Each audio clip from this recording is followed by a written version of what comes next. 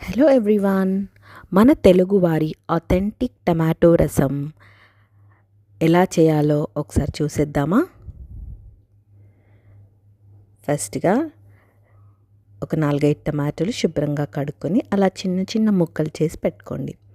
ఆ ముక్కల్ని గిన్నెలో వేసి స్టవ్ పైన పెట్టి ఉడికించండి. అందులో కొంచెం జీలకర్ర, ఉప్పు, పసుపు, కారం, కొంచెం ఆయిల్ వేసి బాగా ఉడికించండి. మధ్యలో కొంచెం కలుపుతూ కొద్దిగా వాటర్ పోసుకోండి. ఇలా టమాటో ముక్కలు బాగా ఉడికాలి.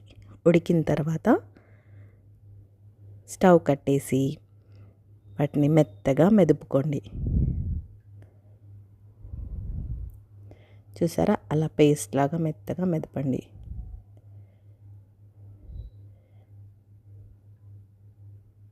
ఇలా చేశాక ఇందులో 1.5 గ్లాస్ వాటర్ వేసుకొని స్ట్రెయినర్ పెట్టి అంతా ఫిల్టర్ చేసుకోండి రసంని.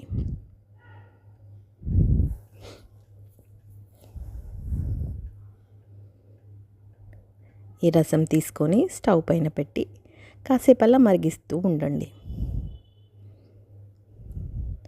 తరువాత వెంటనే అందులో కొంచెం కరివేపాకు వేయండి. ఫ్లేవర్ చాలా బాగుంటుంది. పక్కన ఒక పోపు గిన్నె పెట్టేసుకొని అందులో పోపు దినుసులు, ఆవాలు, జీలకర్ర, ఎండుమిర్చి, కరివేపాకు, కొంచెం అల్లం వెల్లుల్లి పేస్ట్ వేయండి. చాలా బాగుంటుంది టమాటా రసంకి. చక్కగా కలిపేసుకోండి. పక్కనే మరుగుతున్న రసంలో